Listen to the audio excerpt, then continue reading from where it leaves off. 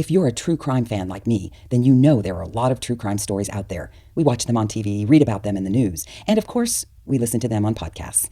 In the aftermath of these stories, we're often left asking ourselves why. Was it about power, ego, revenge, sex? What makes people like that tick? Most of the time, there isn't a satisfying answer. Until now. In every episode of Killer Psyche, retired FBI criminal profiler Candice Delong dissects the thoughts and motivations of the most infamous felons in history. She's been in the business for over 50 years and has sat across the table from hundreds of criminals. And she's spent enough time inside their heads to know how they think and why they do what they do. Candice unravels the psychology and instincts of America's most complex and disturbing figures, including high-profile cases that she personally worked on, like the Unabomber case, where a murderer's bombs killed 3 people and severely injured 20 more over the course of 17 years.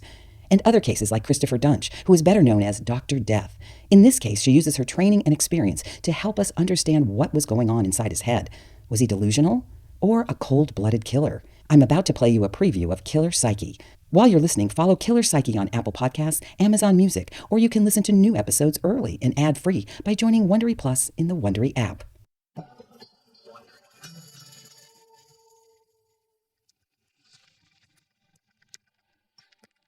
Lee Passmore was a middle-aged man who lived in Plano, Texas.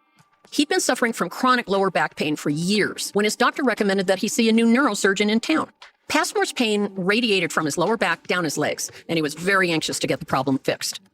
With the recommendation from his current doctor, Passmore felt he was in good hands. So, in December of 2011, when the neurosurgeon suggested spinal surgery to fix the problem, Passmore checked into the hospital both relieved and very hopeful. He thought the surgery was going to leave him feeling better. Instead, the doctor who operated on him made it worse. After only a few minutes, it became clear to everyone in the operating room that the surgeon, Dr. Christopher Dunch, was butchering Lee Passmore.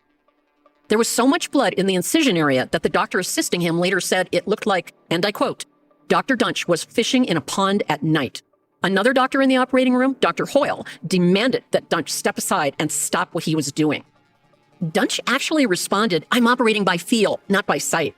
Thankfully, Hoyle intervened anyway and stepped between Dunch and his patient, who by now was losing lots of blood.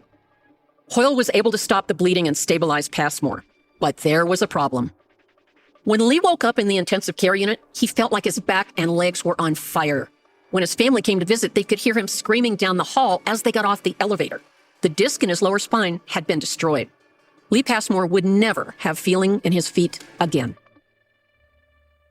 You may not have heard the name Christopher Dunch, but you may know him by his nickname, Dr. Death. The first time I heard about this case was when I learned of the butchery he exacted on Lee Passmore. But that wasn't even Dunch's most shocking outcome. After the Passmore tragedy, Dunch went on to botch more than 20 surgeries. Very few of his patients would be healed or even helped at all. Nearly every one of them would be left with permanent damage, and by damage, I mean chronic pain or a lasting disability. 2 of them would die.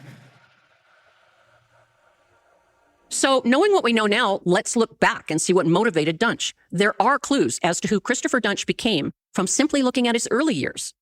Stories from his friends and family help piece together how he got there and how and why it all went so wrong. What do we know about his early years? Dunch grew up in Memphis in a deeply religious home. His mom was a teacher, his dad was a physical therapist, and a missionary. Dunch attended a private Christian academy and was accepted to college on a football scholarship. He wanted to be a big football star, a linebacker, the handsome football player who everyone admired and all the girls swooned over. He had his sights set on Division I. In the Dr. Death podcast, host Laura Beale revealed Chris's friends did not think he had the talent to play Division I.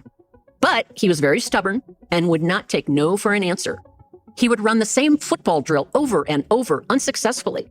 The coach just tried to help him do it right, but he couldn't do it right. He actually thought if he worked hard enough, he'd be successful. Chris wasn't delusional in the clinical sense of the term, but he was very determined, and he apparently thought that physical perseverance would triumph over the need for skill and talent. Of course, it didn't.